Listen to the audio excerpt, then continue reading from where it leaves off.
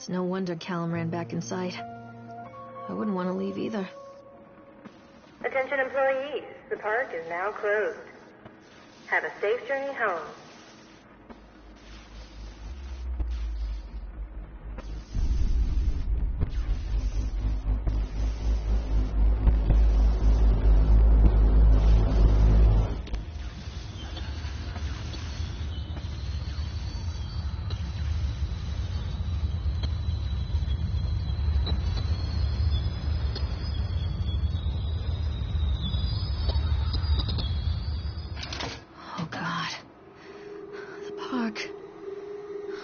What happened here?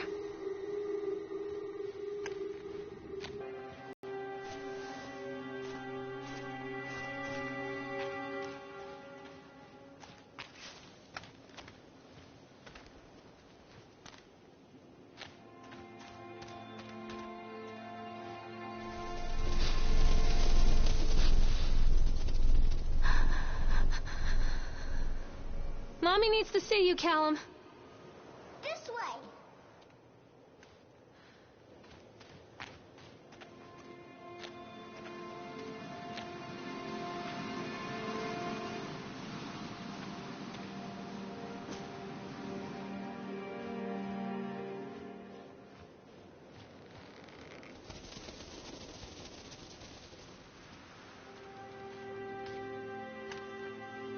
Callum, tell Mommy where you are. Come on, Mommy. Callum, come back here right now. Over here. Come to Mommy, Callum. Over here.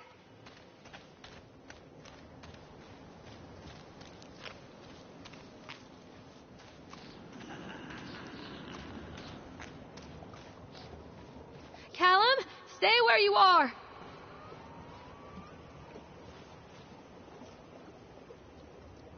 Wait, Callum.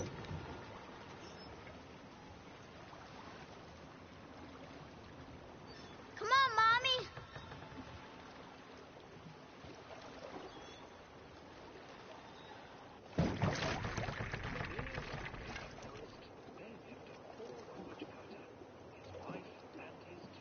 Where are you?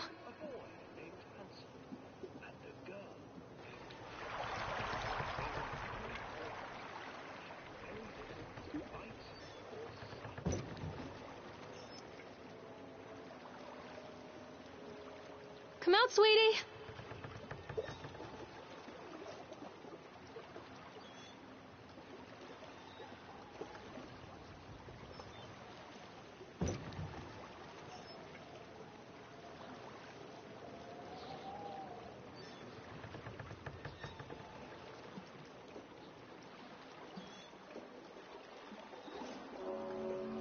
Near a great forest, there lived a poor woodcutter, his wife and his 2 children, a boy named Hansel and a girl named Gretel. They were very poor and had very little to bite or sup.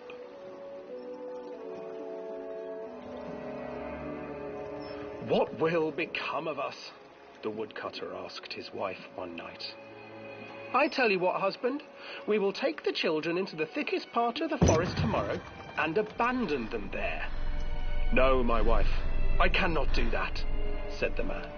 "Then we will all 4 starve, you fool." Hansel and Gretel overheard their parents talking, and Gretel began to weep. "Do not fret, Gretel," Hansel said. He crept out of the hut and gathered white stones from the ground to fill his pockets.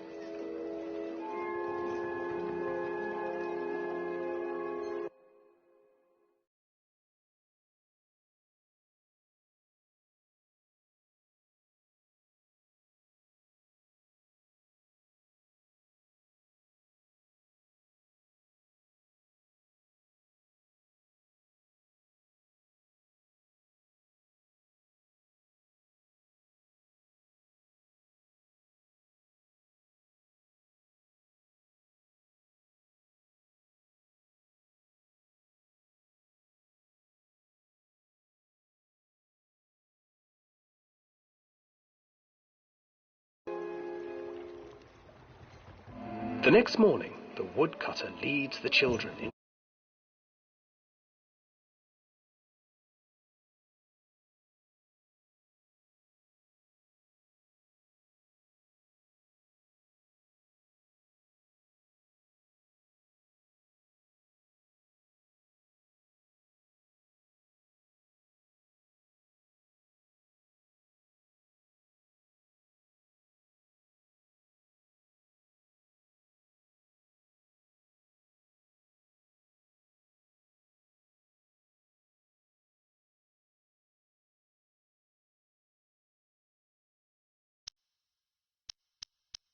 Before they leave, their mother gives them a slice of bread and warns them that they will get no more food that day.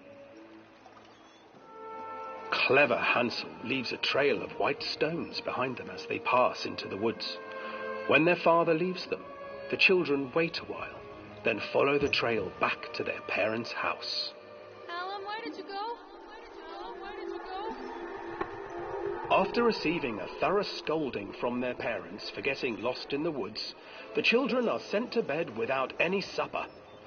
Hansel tried to sneak out and collect more white stones, but found that the door was locked. "Tomorrow I will take them into the woods myself," the wife told the woodcutter.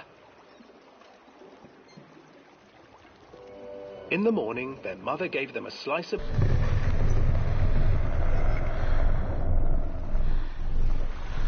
Hansel broke his bread into pieces and left a trail of breadcrumbs to lead them safely home. But hungry-eyed birds snatched up the breadcrumbs and his trail was destroyed. Abandoned by their parents and unable to find the trail home, the children wandered in the forest for 3 days.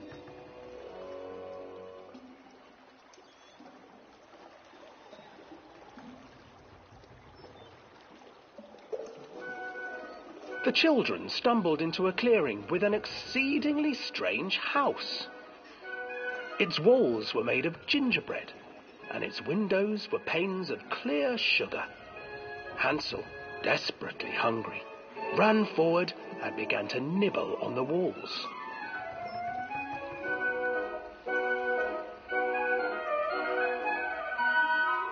"Nibble, nibble, little mouse. Who is nibbling at my house?" An old woman emerged from the house, sniffing the air and peering around with cloudy eyes. "Oh, you...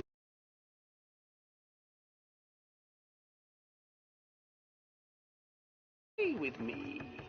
No harm will come to you." But Hansel and Gretel stayed back, for the old woman reminded them of their cruel mother.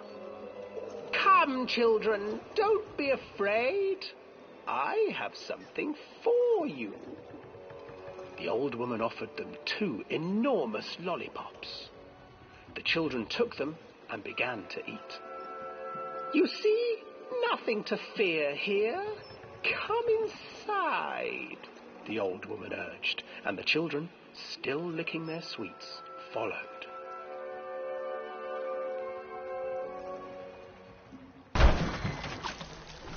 Once inside the house, the old woman changed. She stuffed Hansel into a cage and put Gretel to work, sweeping and cleaning her hut. "Your brother will make a good mouthful," the old witch told Gretel. "Once he is fattened up, I shall feast upon him."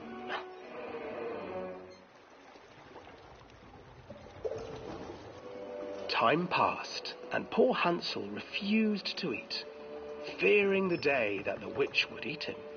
The witch, for her part, grew impatient. "Today I will cook and eat your brother, Gretel. Climb inside and light the oven." But Gretel pretended not to understand. "I do not know how. Where is the opening?" "Fool," the old witch said. "The opening is here." And she moved to show Gretel. Seizing her courage, brave Gretel gave the witch a shove, and the old crone tumbled forward into the oven. Gretel slid a large iron bolt over the door to the oven. Gretel freed her brother Hansel, and together they lit a fire beneath the oven. And though she screamed and begged, the children sat by the oven until her screams had stilled, and the witch was cooked. And then, because even children can't survive on sweets, they divided up the body of the old witch and ate her.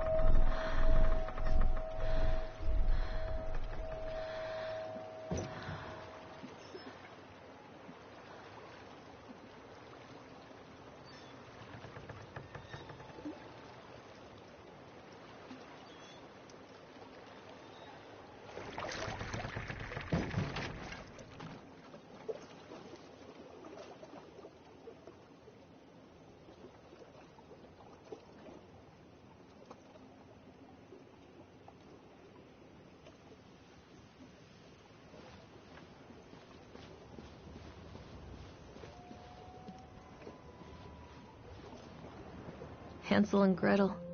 I used to read it to Callum when the electricity was shut off. Those poor children. The whole world against them. The forest, the birds, the old witch, even their own parents. I used to imagine that Callum and I were the kids in that story. Not mother and son, but brother and sister, hand in hand against the unkind world. We were always hungry, looking for our own house made of candy. Looking for the sweetness that could take the pain away. Hunger leads people to desperate, terrible places where the tree branches reach like claws. Mommy needs to see you, Callum.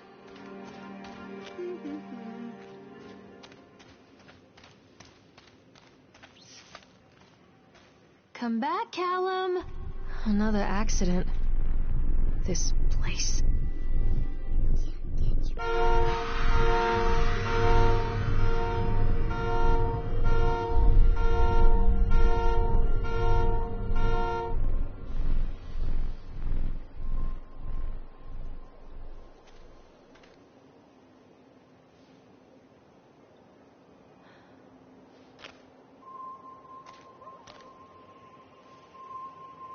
Callum?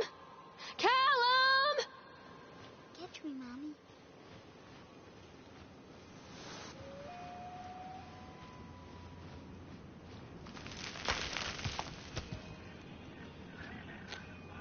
Callum! Follow the trail.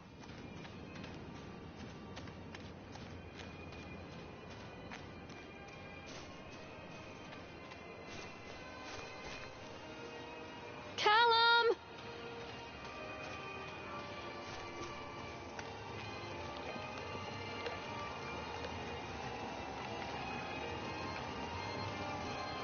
This old thing used to make the blood run to my head. Make me dizzy. Callum! The guy just snapped. Those poor kids. Wait for Mommy!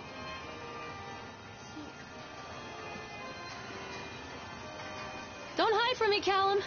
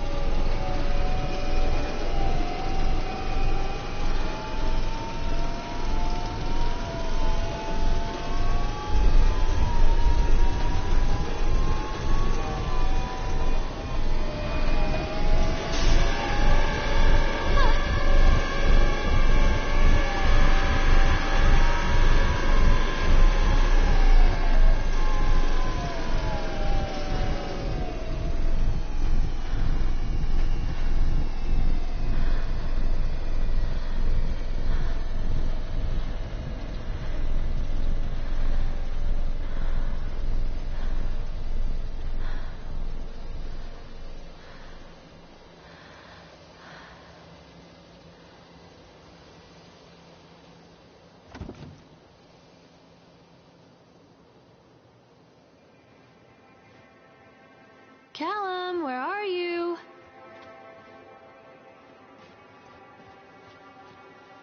Callum!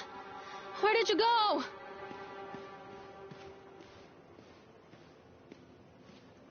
Hello?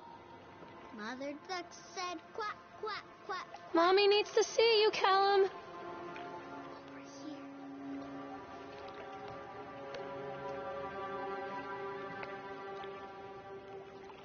Callum? Follow the trail. Where did you go?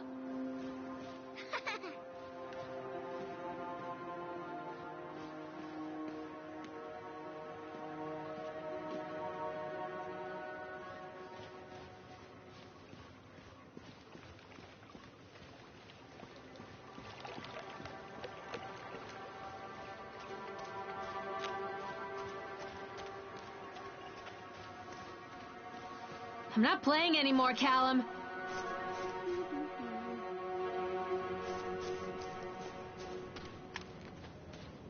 Callum? Where'd you go? Come back. This way.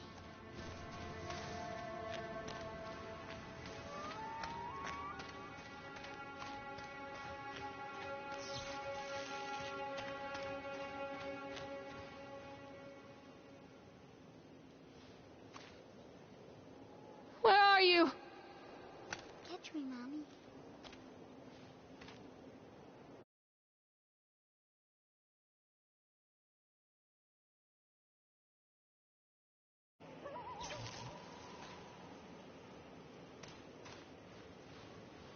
Stop! Callum! This way, Mommy. Hello? Follow the trail.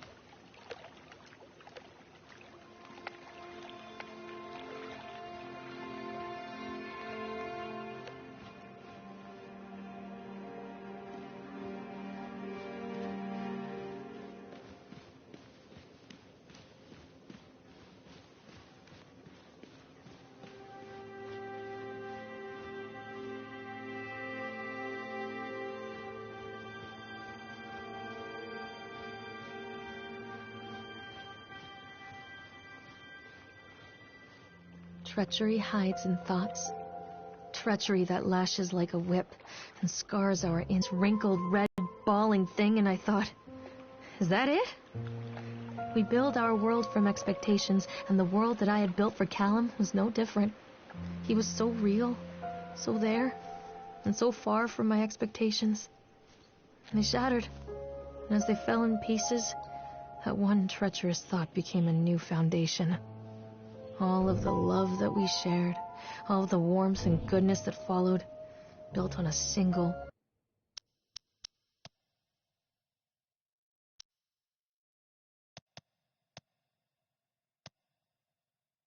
traitorous thought.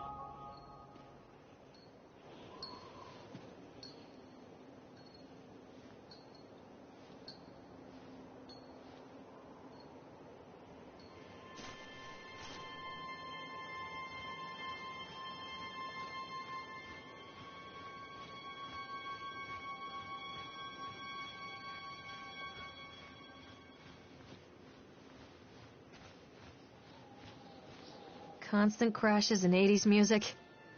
I guess it floats someone's boat.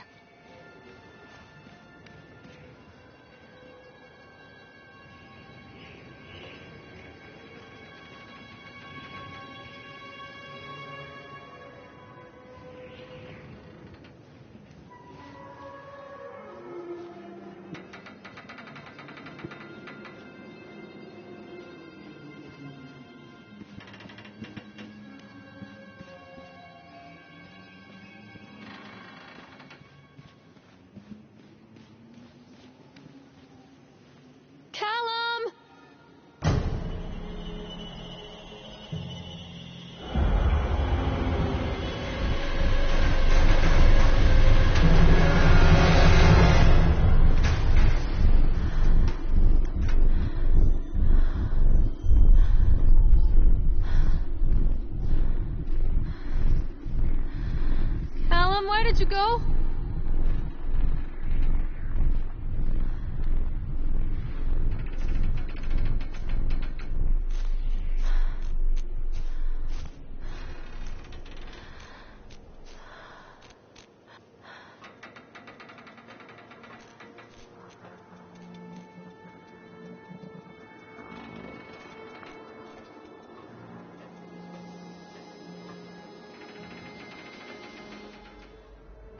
It's a matter of public record that I am a failure as a mother. Once, when Callum was very small, I left him asleep in the car while I ran an errand. Don't even remember what it was. When I came back, the sheriff was standing next to the car, watching my boy through the window. I didn't like what I saw in his eyes. Judgment. He wrote me the ticket without saying a word, just the scratch of his pen on the notepad. When he gave it to me, our eyes met. I know what you're going through. My daughter, Helen, she just gets some help. Help was a bolt of lightning. Help was 1,000 volts surging through my veins. Help is agony.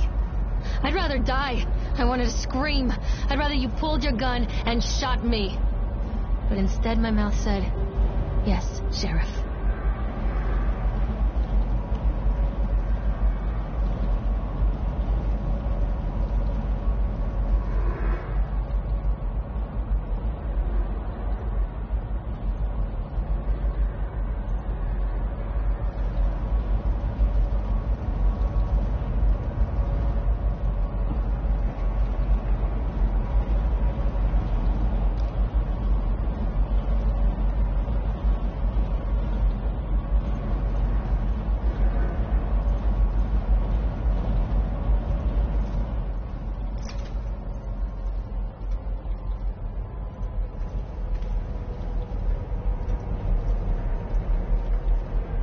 I can't get on while it's moving.